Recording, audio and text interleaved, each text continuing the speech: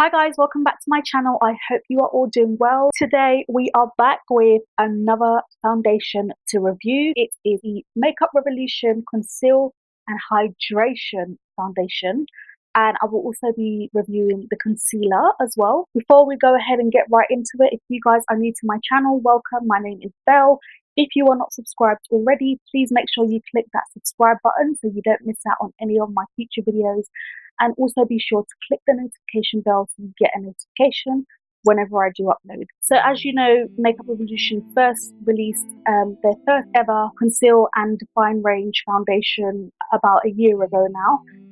If you guys, obviously most of you guys would already know, I did review that foundation as well. I will leave a link or the tab up here, so click on that if you haven't watched that already. With the first launch, they did have a lot of issues with their shades. A lot of shades were missing for us chocolate girls especially. They did expand their range to 50 shades and included a lot of in-between shades. I ended up reviewing one of their in-between shades. I will leave another video up here. Now they said with the new hydration foundation that if you're in the shade so and so in Conceal and Define, then you're in the shade so and so in hydration. So obviously 13.7 was my shade, which is the shade that I wanted to pick out. Unfortunately, they didn't have a lot of in-between shades on the Superdrug website, and it's not out in stores yet. 13.7 is listed as a yellow undertone. The next yellow undertone after that was F16. Obviously that's a lot darker than what I am, so I chose not to go for that. And then the next lighter one with a yellow undertone was F13. I was like, okay, F13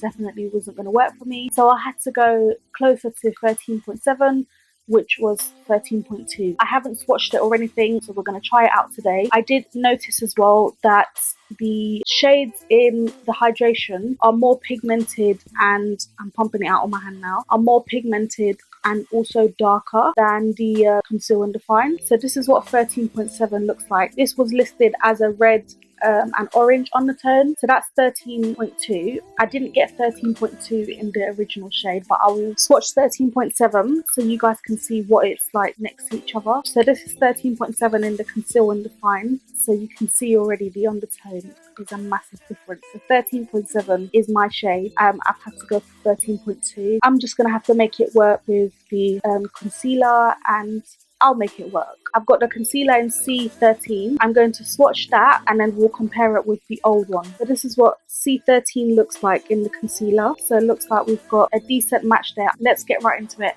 Based on the fact that this is a hydrating foundation, I'm going to go in with the Fenty Beauty Original.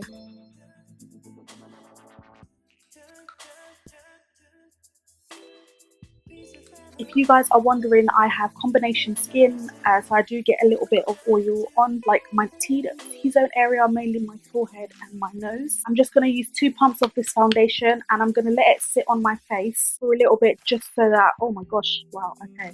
So those are quite generous. You can see it's pretty runny. I'm going to go with my beauty blender as per usual and blend that out. This foundation claims to be a medium to full coverage foundation.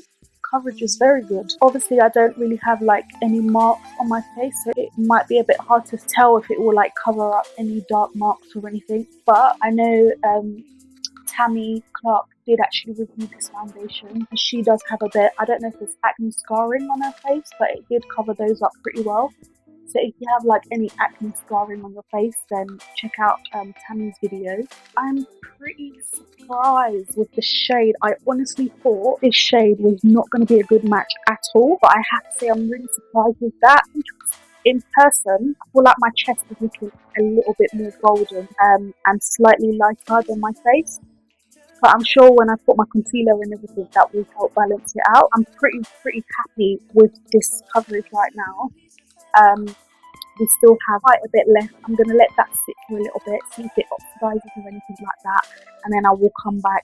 In terms of the shade, I can still see that it's not the right shade for me, but I can get away with it just because I know how to manipulate it with my concealer. So yeah, just looking at my chest, obviously my chest is more golden than my face.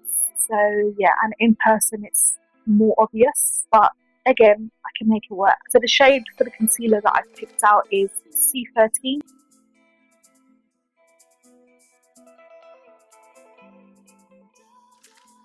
Right, let's blend this out.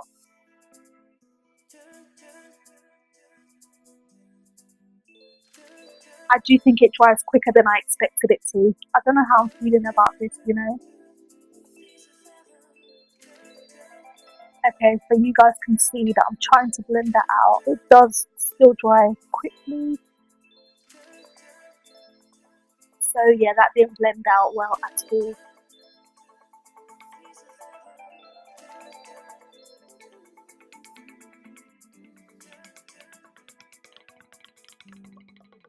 This is what we're looking like. We've applied both highlighters, foundation and the concealer. Okay guys, so this is the finished look, and I have to say I am a happy bunny right now. I'm absolutely loving this hydrating foundation.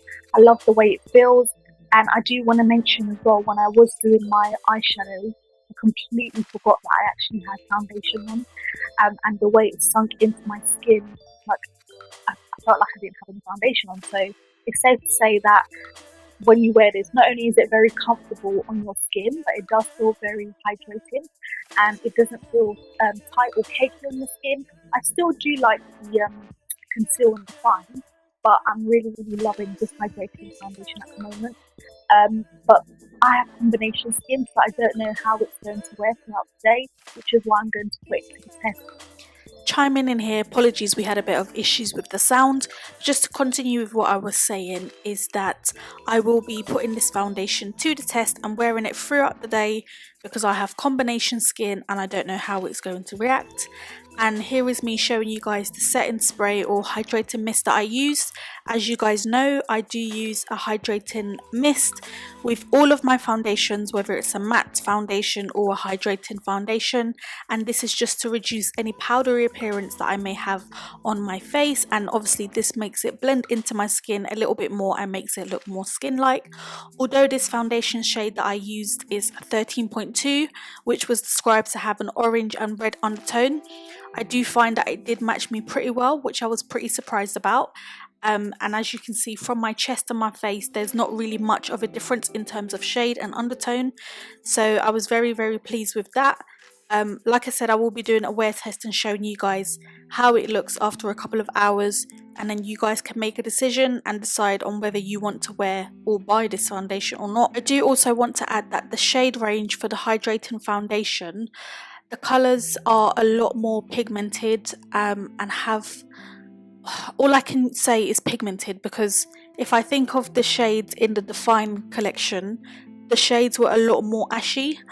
I guess the deeper shades were obviously okay, but in terms of between 13 and 16, the shades were very ashy. But in the hydrating foundation selection, the shades were created very well, a lot more pigmented, were warmer. The shades are not exactly the same. Some of the shades I would probably say are darker in the hydrating collection, so it'll probably be best if you guys go to the store and swatch it if you can. If you can't, then just have a look at videos online and just go from there.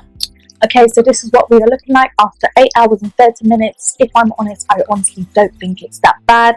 I've had a lot worse and I think I still look really good. Obviously the light is in my face, so the shine is obviously going to be ignited. Yeah, I would definitely be wearing this foundation again, 100%. I really like these concealers because they are not as drying as the Conceal and Define one under my eyes. Usually I feel like I get cracks under my eyes, and here I don't think I have that. Obviously I do have a little bit of fine lines under my eyes, but I think overall this foundation is really good, so I would definitely give it a thumbs up and a plus. I would definitely recommend this foundation as well. The shades, I think they improved massively with their shade range in this selection. The shades are not exactly the same. I don't usually top up my face with any powders throughout the day, but I thought I'd put it to the test on this occasion just to see if the foundation lifts, if it gets patchy or causes, you know, any issues. But as you can see for yourself, as soon as I set that, no issues, it just looks flawless again. And I'm only using the RCMA no color powder. That is a very fine powder, so obviously There were no issues in terms of it becoming cakey. I think it looked absolutely amazing. So if you are someone that likes to set their foundation throughout the day when it gets oily or anything like that, I don't think you'll have any issues with this foundation whatsoever. I hope you guys enjoyed this video. Again, I will leave everything that I used in the description bar down below. I will also leave links on the screen of my previous Revolution videos or previous videos, so be sure to check those out. Please do give this video a thumbs up and don't forget to click that subscribe button before you tune out of this video. And yeah, I will see you guys in my next one.